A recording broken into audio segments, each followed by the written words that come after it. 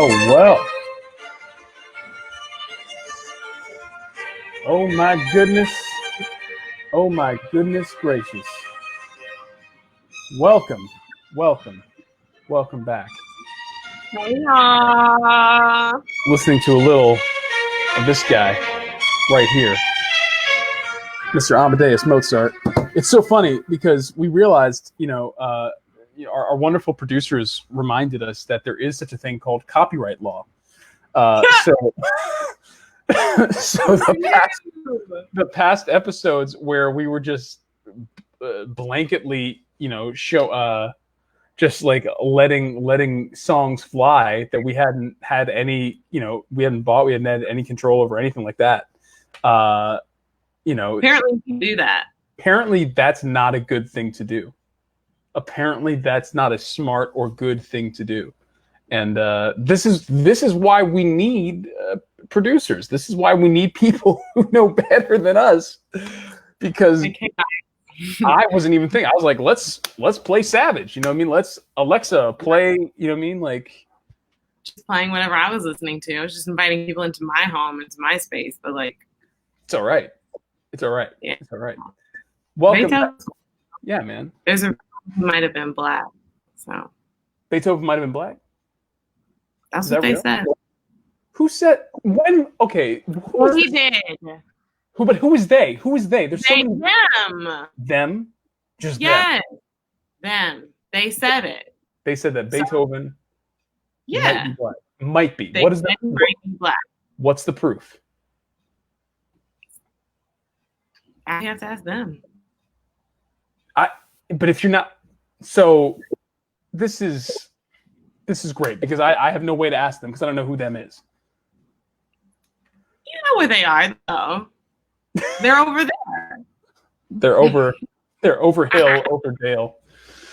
Ladies and gentlemen, welcome back to the Chaos Twins. I am Hello. Nick Walker. That's what's your name again? Who are you? Her. You're them. You're them. I am them. I'm one of them. She's one of them. Our wonderful talk show. You know, it's so funny. I think this is going to be a really crazy episode today. Because I think we're both in this place, and maybe you guys are here too. So I would love to talk about this. I think the general, like we have a great guest, first of all, coming up soon, but I think the general vibe of this past week and this past like couple of weeks, a little whelmed. Might that be it? Good word. Do we feel whelmed right now? I'm whelmed. I'm definitely whelmed. What's up? Yeah. Talk to me about that. We talk about, secure the perimeter a bit. I think I just feel like the weight of it's been over 6 months. We're in a halfway mark. I feel like we go through waves. Mm-hmm. I really have to secure my perimeter with a bit of therapy. I'm a regular therapy goer, as are you. Mm-hmm. But I think I've just felt having to lean into it because I think it's just, we had like the shock of everything, and then there's like sort of like, okay, we're finding our feet and like blah blah blah, and then now I'm in a space of like, wait, what's going on again? Mm-hmm. Like, how did we get here? And what is the heaviness? So it's been a lot of meditation too, which is great. I use an app I subscribe to Mindful, which I love. They have classes throughout the day. They also have classes online that you can stream. And so that's been really nice to just not try to get out of it, but to be in it and sit in it and sort of like pay attention to it. Because I have learned that trying to get out of it is a lot of the trouble we get into of like not just being able to sit with where we are. Talk to me about that. Like when you say sit with where you are, what do you think is the biggest trigger for you right now? Is it the pandemic still? Is it the world in general? Is it like what's making it hard to sit in that one place? I think one of the biggest things is like just the collective, like, because I think it's the way I've talked to you about the way that big things that are happening affect interpersonal relationships. Mm-hmm. Yeah, sometimes sitting in it. It's like a Buddhist thing. I'm sort of new to the more specific teachings of it, but that like trying to get out of suffering is actually the suffering. Like if you just can be with it, there's actually added suffering when you're trying to escape it. So I think just like the stress of, it's the pandemic, it's the isolation, it's the sort of coping with the isolation and then trying to get through that. It's the trying to figure out a new way of being and having, moments of relief when you're like, oh my gosh, this is working out. Like we're here doing this show, which is like amazing. Mm-hmm. And then the frustration, like when I can't figure out how to download something from Google Drive to my Dropbox, and like because everything is online now, and more and bigger things than that of separation from loved ones and just wanting to see people and the difficulties of that, and everyone's trying to navigate, and so then you run into each other, and we're all dealing with each other's stress, I think. Mm-hmm. So it's definitely, and then added to the civil unrest and trying to figure out like what is that, and then almost wondering where we have we fully started like posting about our breakfast again, and just wondering like when what are the things that are gonna material things or active things that are going to come out of that. And I also maybe a little bit of it is heaviness of the work that is required, that mm-hmm. there's this release of energy and of stress and of pain and of anger, and that can feel really good, and then you get to it and it's like, okay, well, what now? And then you got to work through those things on top of all the other like global financial crazy crises that we've been navigating. So mm-hmm. I mean, go. No, I mean everything that you just said is super valid, and I'm sure, and please shout out in the comments, let us know if you're feeling this way as well. It's a lot. There's just a lot. There's been a lot going on. I mean, look, as a person of color in America, I can say there's been a lot going on for my 32 years in existence. And longer, I would hazard to say for 244 years of the country's existence, there's been a lot going on. But there's also a lot going on the daily in this country, that, no matter where you sit can just be daunting. I want to bring our attention 1 second to this piece of information. Just, we are, as much as we are a fun talk show, we are also an activism talk show. So we do want to keep you guys abreast of current events, and that is our form of activism, is just to keep people, keep the knowledge flowing. This is the latest thing that's been happening. I don't know if you guys have heard about this. The latest news with the CDC. Our president's administration, not my president, but the president's administration, has ordered hospitals to send coronavirus data to Washington and not to the CDC. So what that means, all data coming from, to my understanding, all data coming into or coming from hospitals that would be normally sent to the CDC to be processed and given out to us, is now going directly to Washington, and the transparency as of right now is not in place for us to be able to access this information. So while the information was being sent to the CDC, we had access to it. Now, as of this moment, I have not heard anything about us being able to now see this national information. News like this, I don't care your political leaning. I really don't. And we've politicized mask wearing now, which is shocking to me. I don't care your political leaning. Transparency is super important. No matter what you believe, no matter who you are voting for, knowing why you are voting for someone, knowing the information that you need to know to make decisions about your life in this country is hugely important. And the fact that this administration over and over again has done things to kind of solidify its place in history as a dictatorship is, I'm sad that it's not shocking. I kind of wish it was shocking. But I bring this up not as a,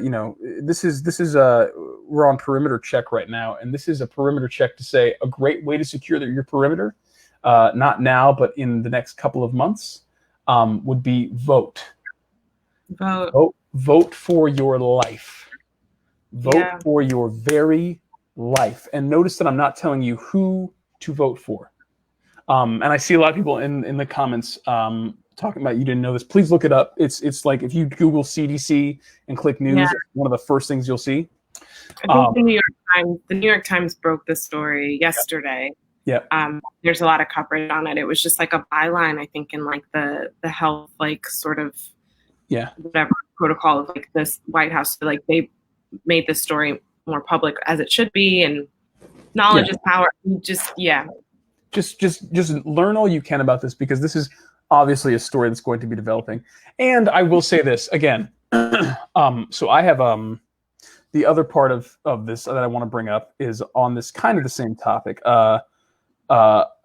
Baylor Scott and White Medical Center down in Texas, for those of you who live there, recently closed 3 of its clinics.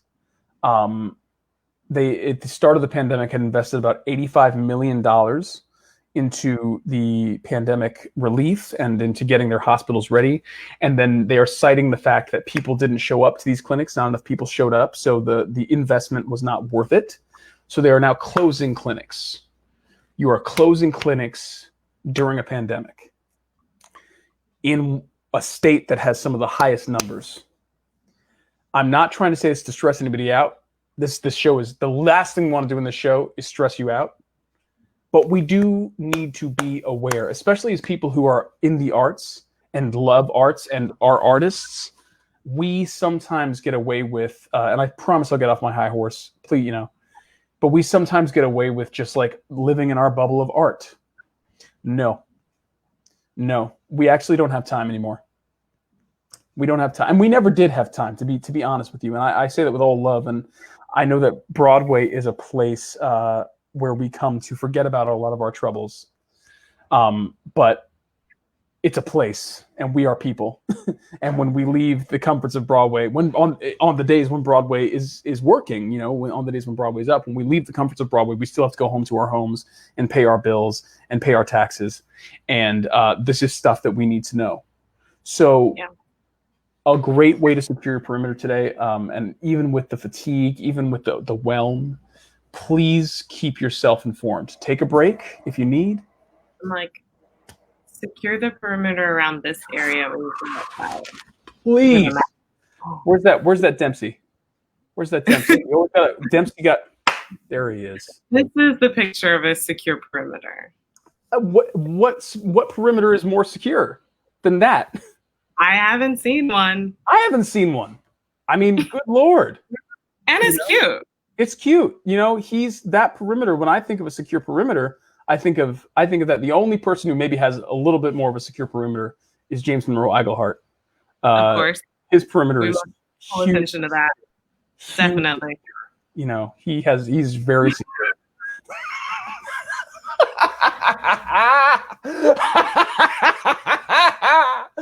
Oh, I love it. I'm never going to let that go. Don't.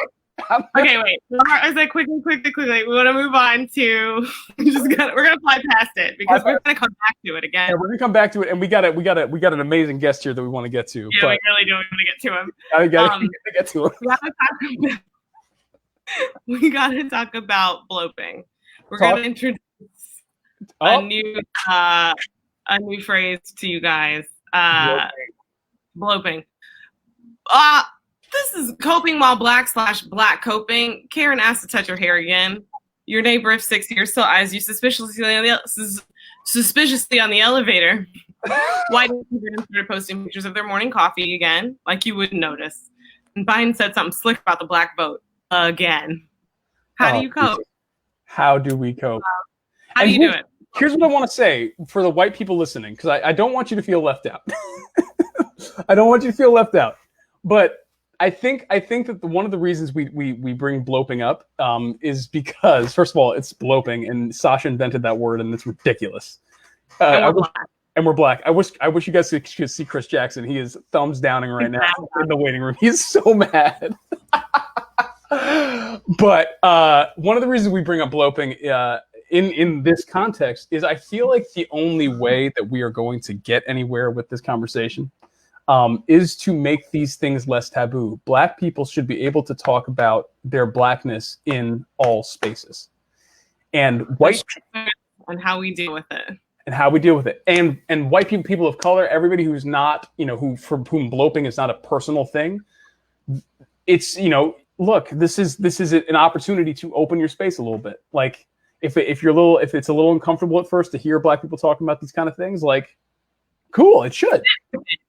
Yeah, sit with it a little bit. Sit with that being uncomfortable. We're all doing a lot of sitting, and you can sit with this. So I'm going to talk about my bloping. Let's talk about your bloping.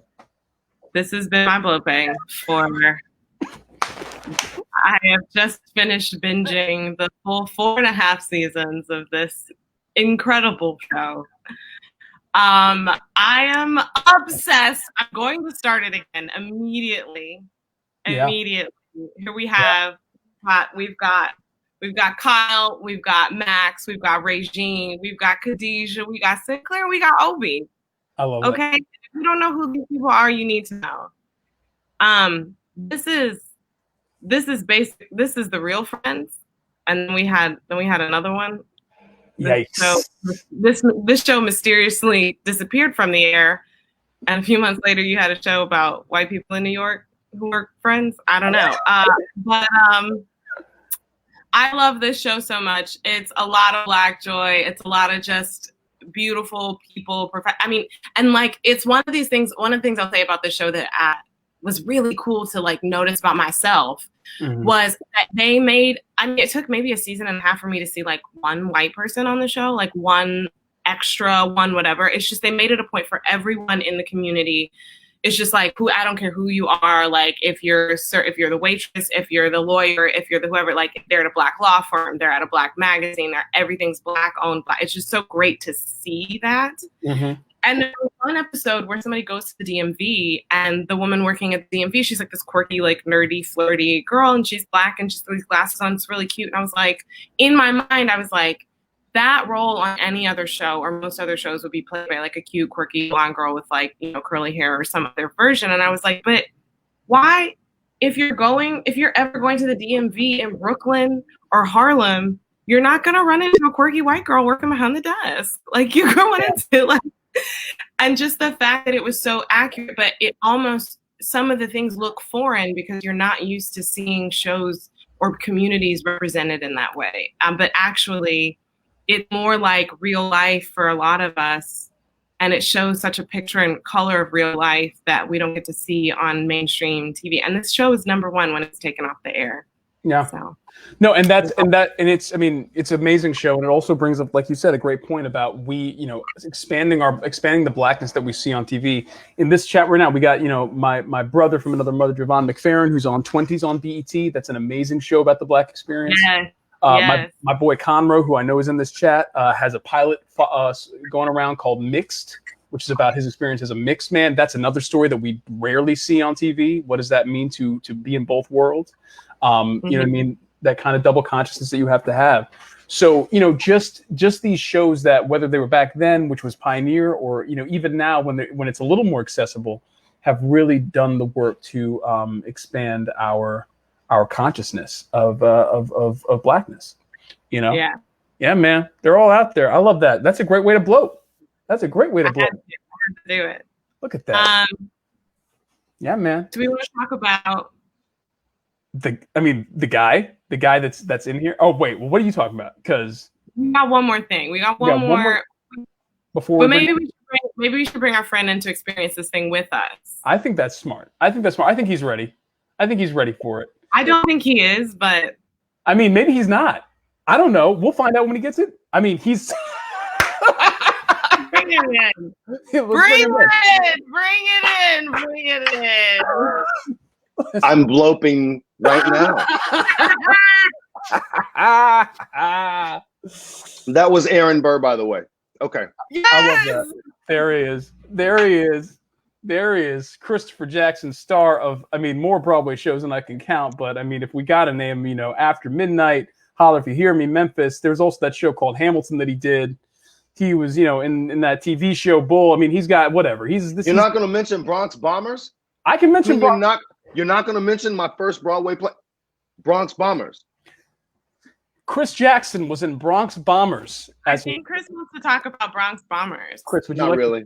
I think I'd rather talk about bloping, but maybe that's a conversation for another time because I celebrate you. I celebrate you and all of your blopingness. And I love that. What the world, the internet, hello internets. Hello, Nikki. Hey, buddy. Hello, Sash. Y'all, I just recognized that my bottle of tequila matches your coffee mug. It does. Amazing. Look at that. And what's funny, there's tequila in this right now. No, there's not. It's tea.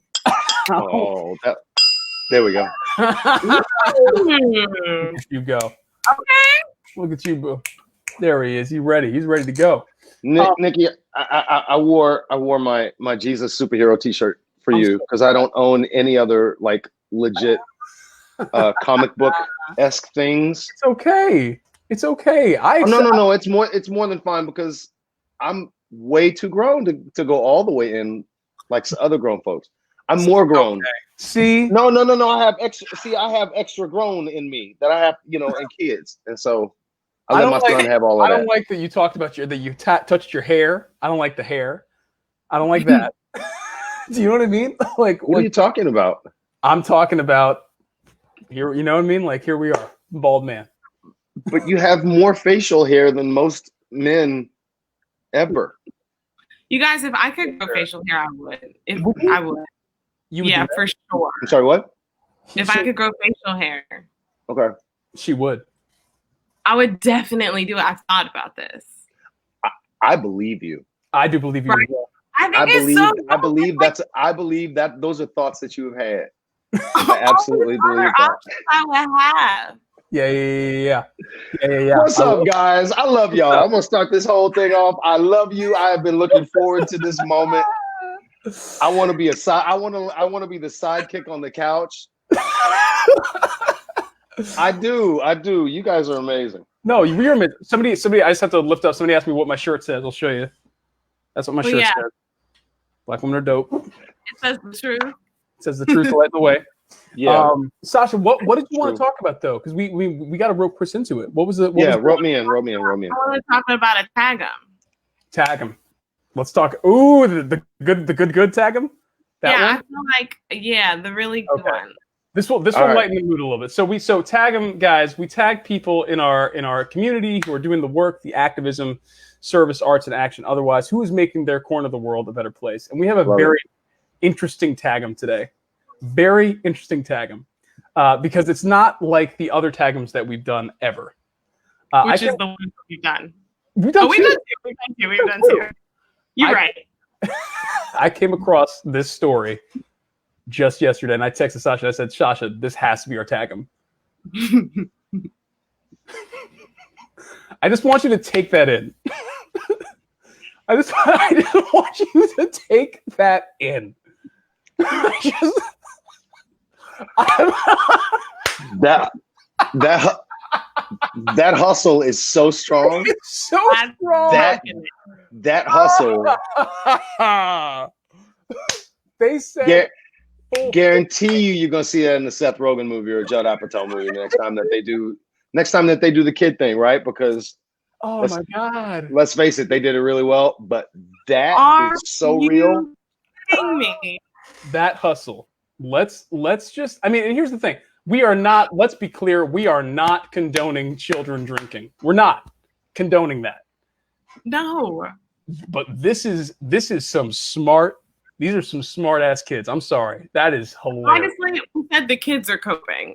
The kids are coping. It's a tough time for everybody out there, and I don't know. They're coping in the way they know how. Would it be like alloping, like alcohol? Alcohol or droping, like drinking and coping?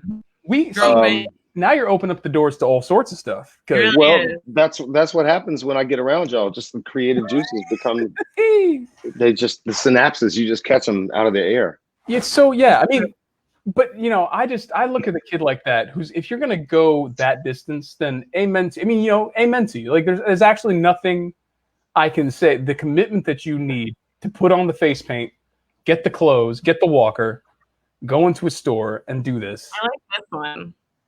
Oh, wait. Is that, yeah, I can't tell. Mom went back to work. That's what happened. That's what. Yep. Mom, yeah, chaloping. Yep. Sloping. Shaloping. Oh, chaloping. Shaloping, like children. Children coping. Oh, okay. I like that. Okay. Woo, these kids. Oh my God. There it is. It's today, you guys. Oh, so real. Happy Wednesday. Chris, but how are you coping, man? Like how are you? How's your soul? How are you surviving? Like what's going on with you? How you being? What?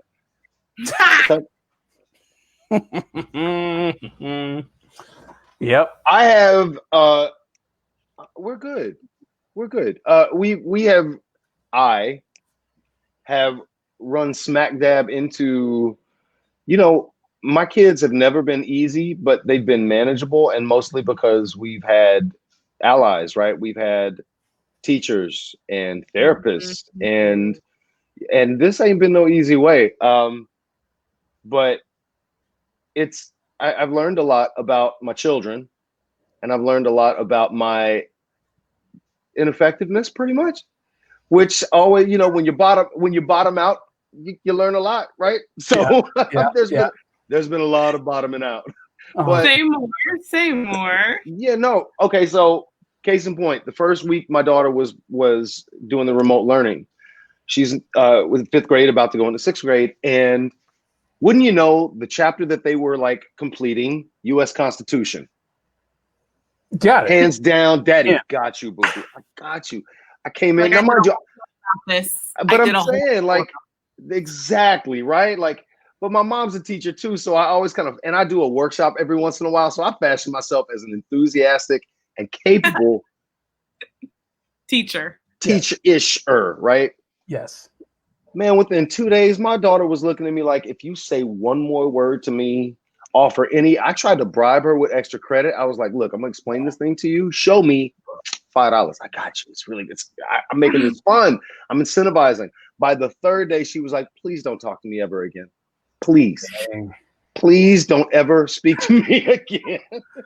Dang. I believe it. But in like classic old school Grady Daddy kind of thing, I was like, see, you got that 100. She got 100 on the test. She did really well. Right.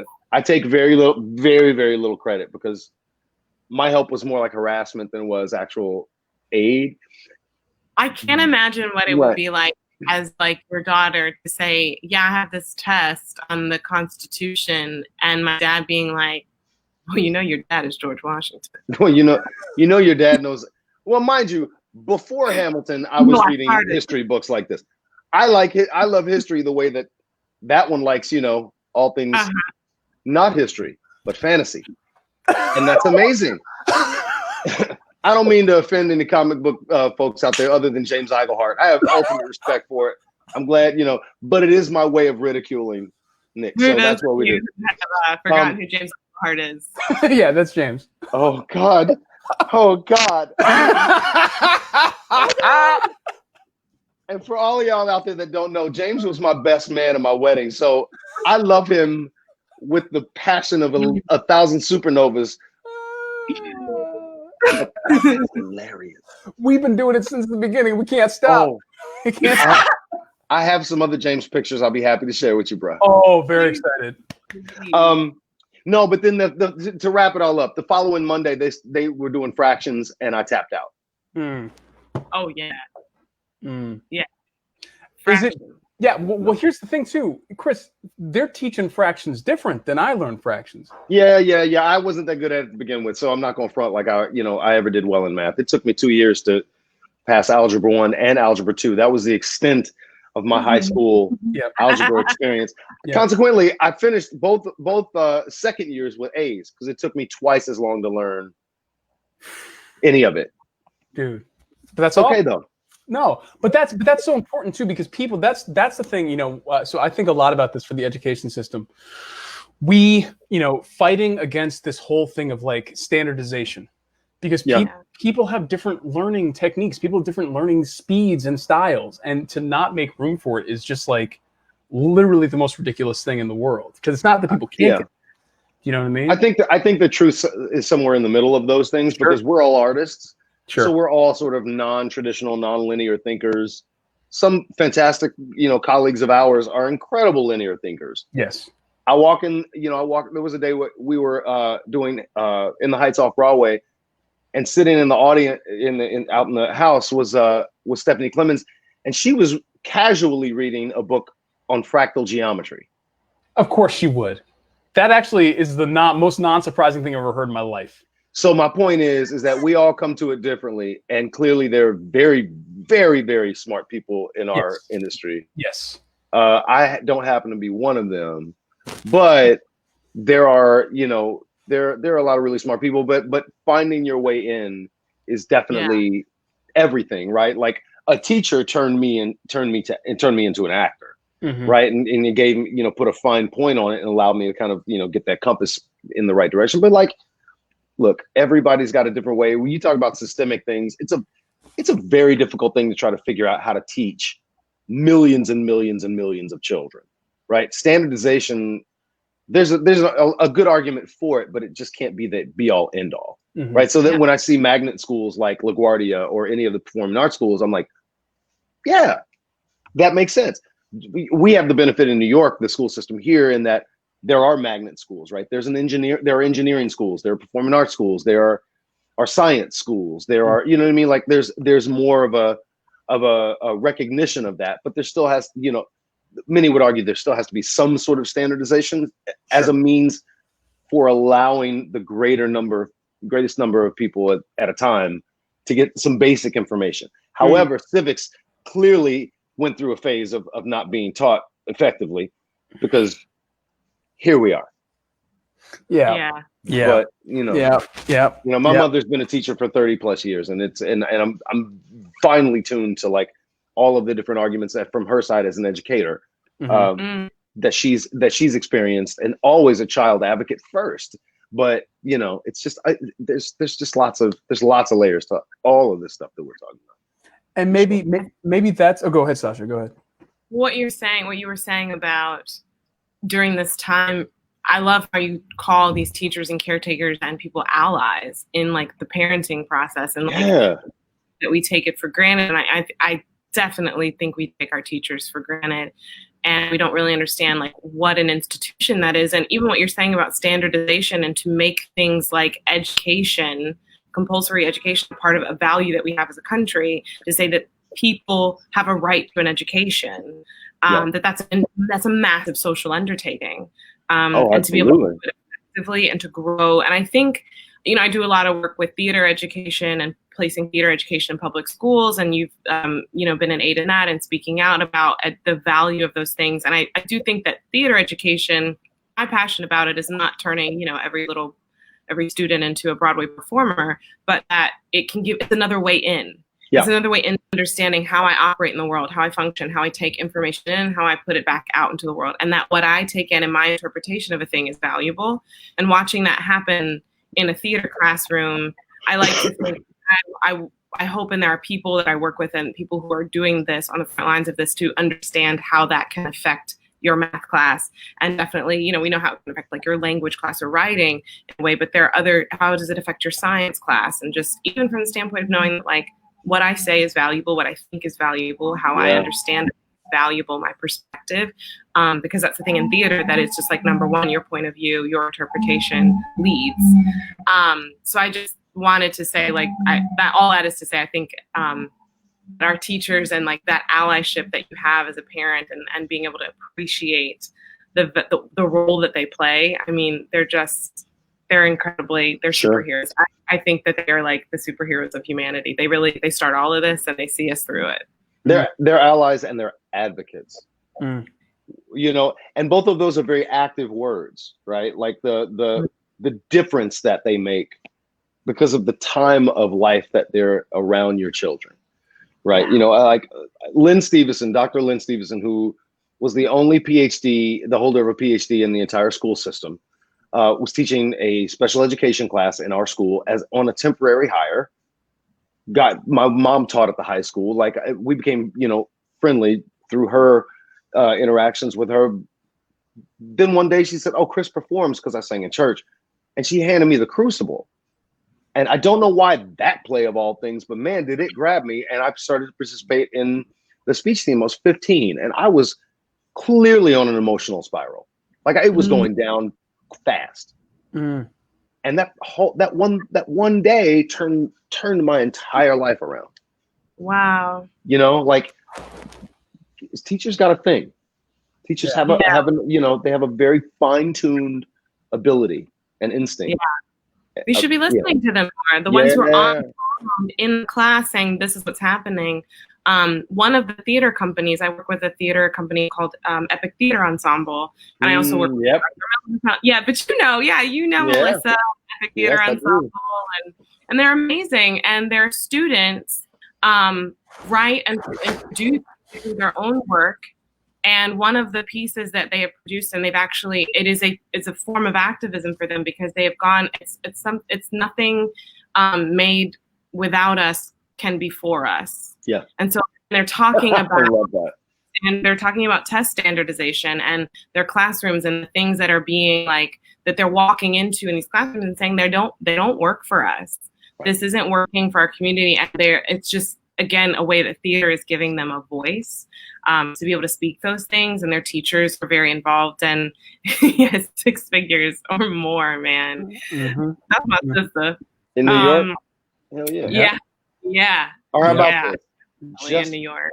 At the very least, give them the money to pay for supplies. At the very least. I saw this commercial today for Freedom Care, right? Everyone's had a older relative that got sick, went through a heart attack, stroke, whatever. The only person that could take care of them was cousin Nellie, who didn't have a job, but boy, she could clean a house and make sure that everybody was safe. Now they finally got like a system by which you can pay people to do the things that the system can't do. It's what it reminds me of, like being able to just empower them with the things they're already doing already. You know what I'm saying? That's why you see all of these drives for that communities have to like buy supplies so that the teachers don't have to do it. And they're still going to pick them up. They're still, you know what I'm saying? Like they're still going. You see teachers doing GoFundMe pages so that they can buy supplies for their kids. You know what I mean? Lord mercy. We could talk for 5 hours about that, but nonetheless, like support your teachers. Support your teachers. Yeah. No, support your teachers. And I'm gonna throw a couple of these that I'm gonna throw these social. Keep going. Oh yeah, no. I was just gonna say. I mean, it definitely is it needs to be an ongoing conversation, because that's the other thing too that I was just thinking about as you guys were talking, was just, it's so clear that it's never gonna be one thing. We have so far to go in terms of bolstering our education system that the conversation just needs to be continuously happening, and anything that's stopping the conversation, like the current Secretary of Education, we need to figure out. We need to figure out, and it's just the truth, because these people are doing some real amazing work. Yeah, definitely. Yeah. Oh, awesome. Those are the 2 organizations I've been talking about. I blast them everywhere. Epic Theater Ensemble is the one Chris and he's worked with. Melissa Friedman runs it. They're amazing. The kids are doing amazing work. And if you go to their Instagram, they've got they've like transferred everything online, so you can really watch a lot of what they're creating. Yeah. And Arthur Miller Foundation is a program in New York, or a foundation in New York City, that promotes theater educators in public schools for New York City public school students. And they're trying to place a dedicated theater teacher in the program. And they pay teachers salaries. They give them all the resources they need to start up a theater program. It's amazing work. And they really are such a resource for teachers, which is really special. I love that. Chris, while we got you, I actually have 2 questions for you, because about on a slightly different topic. One of the things that I think, obviously both y'all just had the Hamill film come out. We haven't talked about the Hamill film, by the way. How amazing was Sasha? We haven't even mentioned. I cannot watch her when I can't not see her first in every scene that she's in. That arm is out, them legs are bing, bong, bong, and then the Fosse. I'm like, oh my gosh, she's wearing me to a thin gravy. Anyway, I told you, I was like, this is the first time I've seen. This is the first time I've heard him sing. Chris sings in that song. He's up there and Okay. people are clapping, but I've never heard him. Never What heard it. people don't understand, yep. Nevin Steinberg did an amazing job sound designing that show. But there were literally places on the stage where you couldn't hear anything that was happening in the front of the stage if you happen to be upstage. Mhm. Like couldn't hear it.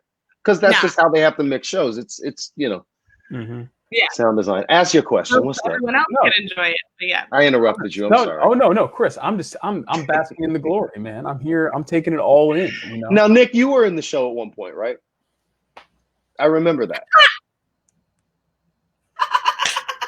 You know, Chris, it's so funny. I got the chance to work with You spent some time on Broadway, right? I've in fact been. You were there, right? I've been there at some Sasha, point. wasn't he there? Because I vaguely remember in the stage management office seeing him, kind of being there. He was there. I was there. Right. You know, it's so funny. I remember a cloak and a tricorn hat. That's all. Let me tell you what I remember about my time with you, Chris Jackson, in Hamilton, an American musical. There were these lozenges that were in these cups. The little green ones? The little green ones. They were good. That were the most... Sasha's gone. Sasha's gone. Gotta get that plugger. Get that plugger. The plug. That. There were these green... My two favorite Chris Jackson had nothing to do with his performance on stage. Because performance on stage, we all can see it now. It's there. It's amazing. Go see it. But I will tell you, the green lozenges that Chris, I think they were I don't know, were they your lozenges? Because people I feel like they either sent them to me yes at first, and then stage management reached out to those folks and started supplying them. Yeah. So those lozenges at that time it had been 5 years in the Broadway community. Those lozenges were by and away the best lozenges I've ever had in my life. Hands down. And when you left, they left. And it was one of the most egregious things that has ever happened in the Richard Rodgers. I didn't know that. I remember coming into work and being like, yo, what happened to the lozenges? I went to Amber, I was like, where are these lozenges? Like, and what did Amber say to you? Amber's like, oh, we don't get them anymore. We're doing the Ricolas now. And I was like, but that's the show. I don't know what is the show if not these green they taste like almost like a beautiful. I regret that I don't remember the names of them, but now I'm gonna have to because I'm gonna have to hit them up and they are so good. Get some more, and then send a film of me eating them to Nick. The other thing that I remember, Chris. The other thing, besides just the amount of which you just immediately started ragging on me, like I was just that guy for you, and that's fine because that's what ends up happening. I get it, but Chris, there was just so many things that happened. But the one thing I will say was the instructions that I was given during Yorktown.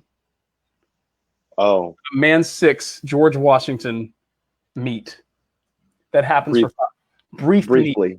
Brief meet were some of the finest. It was some of the finest dialogue I've ever heard on a Broadway stage, and I just want to give you that because people don't know that's not in the Disney Plus movie, y'all.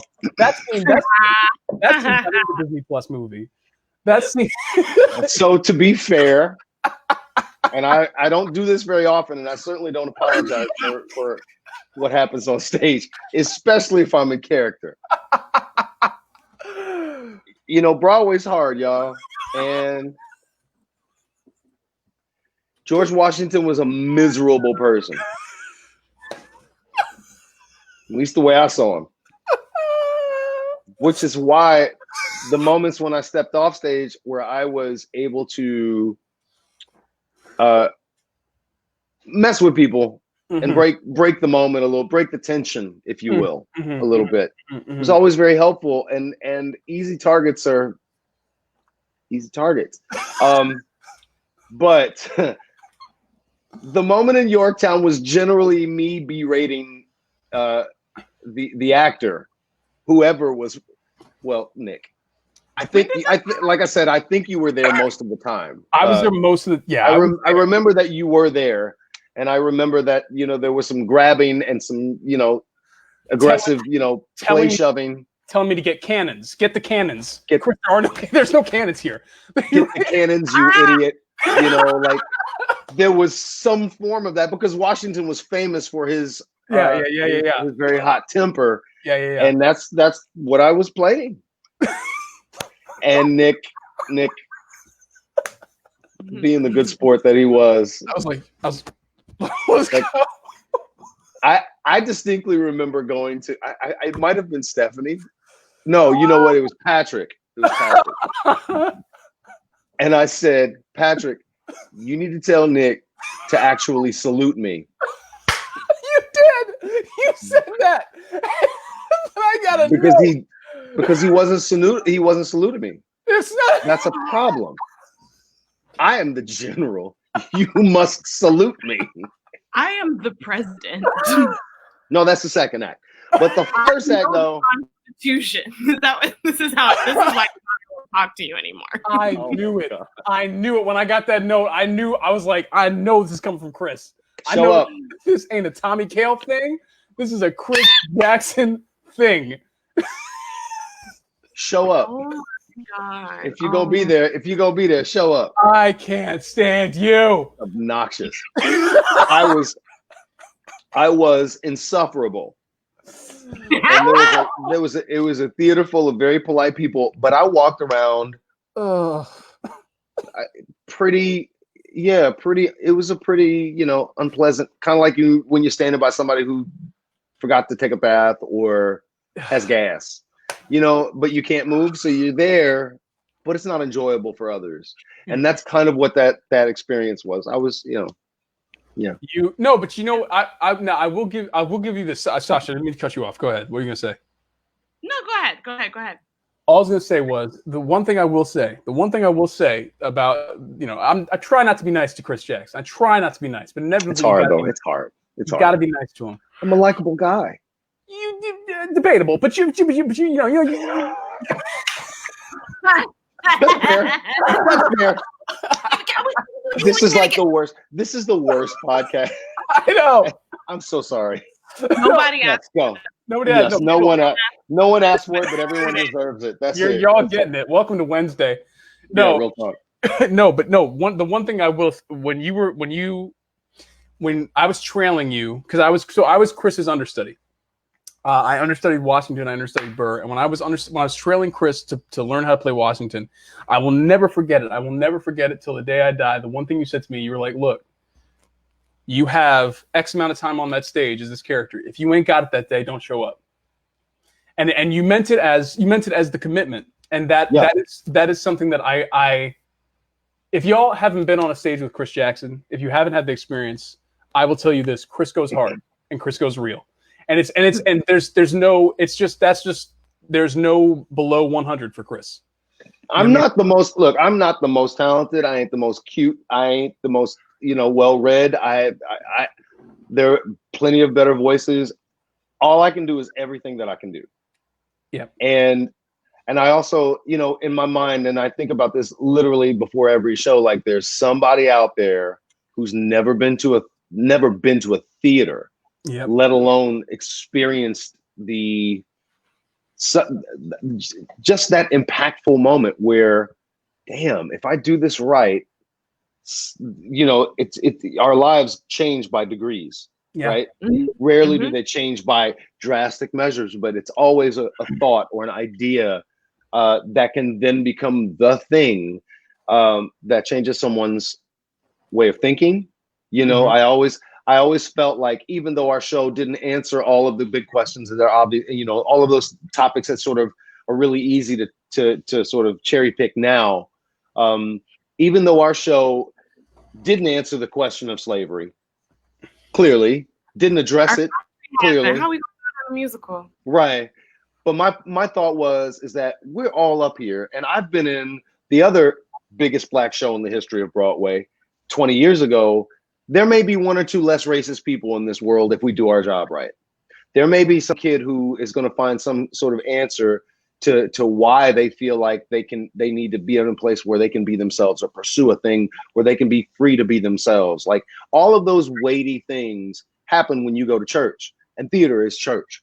It is, it is all of the reasons why we collect and why we all make an agreement and we sit down to experience a thing. And in this day and age, you never know when you're going to be able to do it again. And so if I was going to like do a show and get hit by a bus, the last thing that was going to go through my mind is that I did it the right way. That's right. Not that there is a right or wrong, but I did it the best. I did my absolute best. And most times people don't have an opportunity to even examine themselves by that measure. That's right. Do you know what I'm saying? So it can become a lot, but I'm gonna tell you, like, when you spend 60 hours a week in a theater, not an office building, but a theater, you're gonna see the best and the worst of everybody. And thank God, even as disparate as all of us were, personality wise and experience wise and age wise, there was still a whole lot of love when those lights went down. You know, even when if I was beefing with somebody, it didn't matter. Everybody on that stage was so good all the time. Like, on our worst days, it was still an extraordinary collection of artists doing this thing. You know what I mean? That's right. So it was safe to go hard all the time. And it was safe to like mess around backstage, because by the time when we got back on stage, we were doing our gig. You know what I mean? And so, you know, being able to play theater sports is kind of like a trust thing. Like, we can do that. I know you can do your gig. You know what I'm saying? I mean, I was mostly serious all the time. But when I would play,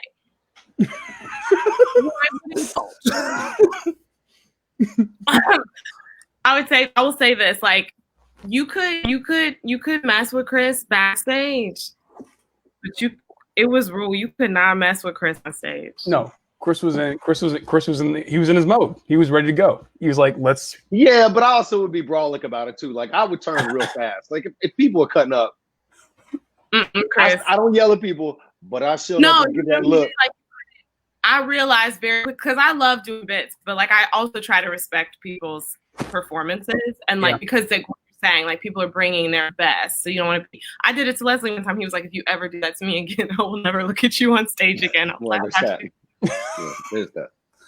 No. And like, I still, you find your moments, right? I was like, I got you. You can't do it. This just, I got you. I'll find somewhere else. I can't look at D Watts. Ever. No. Under any circumstance, I'm not capable of looking at him and not like laughing.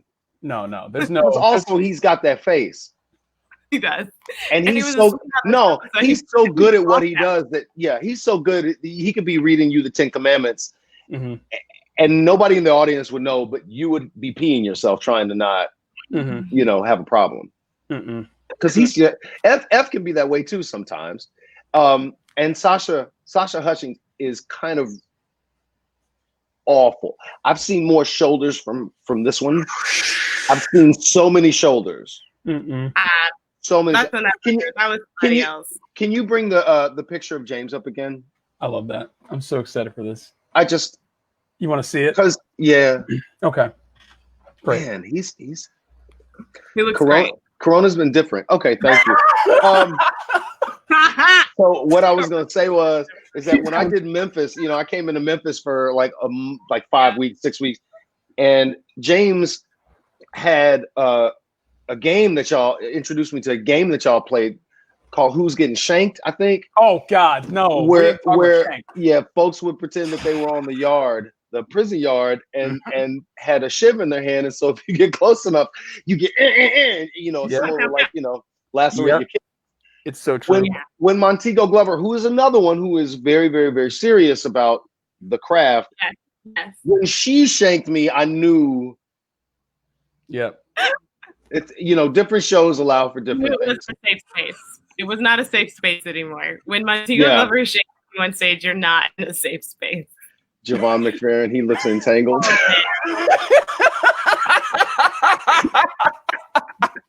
Jay, you are dumb. Oh my God, you are so dumb. This show is a mess. I love it. He's the best. We got a drink. I gotta get my alcohol. We got to because we will talk. So we don't want to keep you too long, but we did so we started a tradition with Lynn that I think we're going to do with every guest now because it's just too good. Where we ask the James Lipton 10 questions, man. Do I have to be drinking when you do it? I mean, it's great if you have a drink beforehand. You know. Hey, cheers! Hey, cheers, my children. Cheers! Oh, cheers! bro, you trying to stunt? Is that what it is now? Mm-hmm. You did not just give me the most fascinating man in the world. No, you didn't just do that. Wow. Okay. You know what I mean? Truthfully told, all my shot glasses are in my dressing room at the It's called the internet Crate and Barrel. It's not hard. Anyway, so Crate and Barrel even. Crate and Barrel in a pandemic and a financial crisis, Chris. Somebody's doing well. Somebody's doing well. Call IKEA, but it'll take you 8 weeks to get your glasses. That's all I'm saying. We're talking about shot glasses. We're talking about. All right, so we got this. No, don't you do that. Don't you do that. We just got a movie. We just had a movie put out. So cheers to you. Cheers to you. She got that. I don't like it. So that extra girl.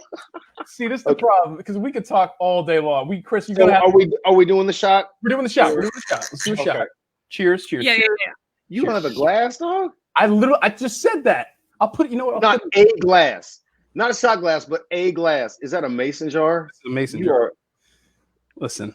We got to bring the production value. Goodbye. All right, here we go. Cheers. Cheers, man. To the revolution, y'all. Mm-hmm. There we go. Good. Okay, Chris Jackson. So welcome, and we have the James Lipton 10 questions for you. And because we are having the most fun, we will just ask you. We will not answer ourselves. You go, have fun with it. So James. Bloping. Lipton. Nope, that's not. Okay. Oh, sorry. That's too soon. Okay, sorry. Chris Jackson. What is your favorite word? Yes. Great. Ooh, good. Chris Jackson, what is your least favorite word?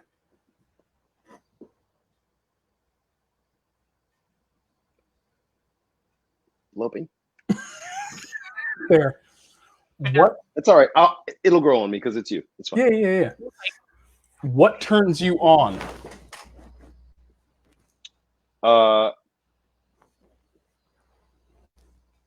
Enthusiasm. What turns you off? Conspiracy theorists. Get real. That's a word. That's a word that'll preach. What sound or noise do you love? I love the sound of a golf ball landing on the grass. Mm-hmm. The thump. I like that. I love that sound. What sound or noise do you hate? A child crying. What is your favorite curse word? Damn. Mm-hmm. What profession? Damn. Oh, damn. What profession other than your own would you like to attempt?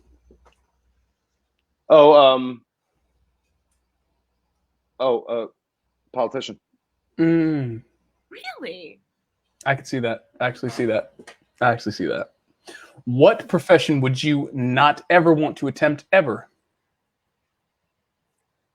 Being a mother.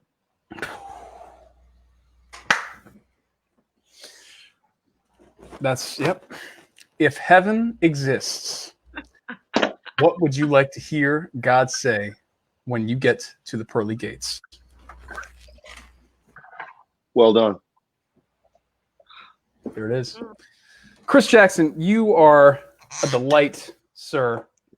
And drinking it's 5 o'clock. Never mind. It is 5 o'clock. It's 5 o'clock. But here we are. But somewhere, which is here. I want to send a message out. I'm hijacking your show again. I want to send a message out to the internet. If you want to see me back on this show once a month for a 5-minute spot. Just 5 minutes. Only 5 minutes. Time limited. You guys, I'm gonna tell the internet. This is how Chris books all his jobs. He literally just goes on the show and says, "Yo, come bring me back." Chris, As an excuse, because I love these two people so much, and I don't get to. I'm the heel in my house. I don't get to make fun of nobody, and I love making fun of Nick Walker. I know you do. With people watching. Oh man. With Sasha watching. Actually, because it's all in an effort to impress Sasha. Listen, she's Sasha. She's Sasha, and you, Chris. It is an open invitation. You come on. You let us know. Yeah, it really is. Yeah. Sasha, you can invite me.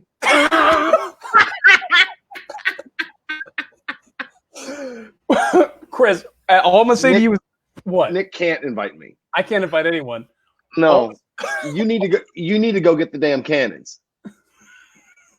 Nick, get the cannons. You see how I did that all the way around, Sasha? Here's to you, boo boo. Here's Chris Jackson. This is to me finally hearing Chris Jackson's performance from. That's right. From Cheers. Cheers, everybody. All right. Notice I had the Burr glass, but I decided to do the Hamilton glass because I know you played one of them. My Burr one is. Didn't you play a role in it? Were you in the show? The last thing I'm gonna say to you guys before we let you go is that Chris made a habit. He made a habit of calling me up when I was on the road and purposely forgetting which one of them I was playing. He'd be like, "Which one? Who are you?" I don't know. Why would you say that? Nick, why would you say that? Because you asked me. Why would you say that? That's not fair. You'd be like, I can't Google everybody I call before I call them. I have kids. Okay? I have 2 kids and I have 2 dogs and I have a lot of responsibilities. And I can't possibly remember, since you've played 15 different roles in a show that I stopped doing 4+ years ago. How am I supposed to remember what role you're playing now? I'm not even in the show anymore. I'm not even in the show. Sure you are. I'm out. This is so. You got lifer written all over you, bro. Yeah. Listen, they call me up. Exactly. I don't believe this. I don't believe you're done with the show. I don't believe it. If a you know too many roles. You know too many roles. If a call comes, I said it. It ain't the call. It's the check, baby. It's the check. I'm out. It's that crate and barrel check, baby. Crate and barrel, baby. Yeah. Crate and barrel you want them $17 shot glasses. That's what you're really holding out for. Oh my God. All right. See how we just flipped that around? And I did it, but Sasha was getting at me, but instead of going back at her, I just turned it towards you. Oh, that's how this works. This is what I'm saying. You guys named your show the Chaos Twins. It's true. And I'm all about that. And that's who we are. And that's who you are, clearly. Chris, we love you. Listen, we're gonna end the broadcast, but stay on. We'll catch up. Yeah, and talk after. Oh, everyone, we love you. Be well. You trap. Been a pleasure. We'll talk to you in 2 weeks. 2 weeks from now. 2 weeks. On the 29th. Yeah, we'll see you soon. All right, bye. Bye, everybody. Bye. Bye. Boop, boop, boop, boop, boop.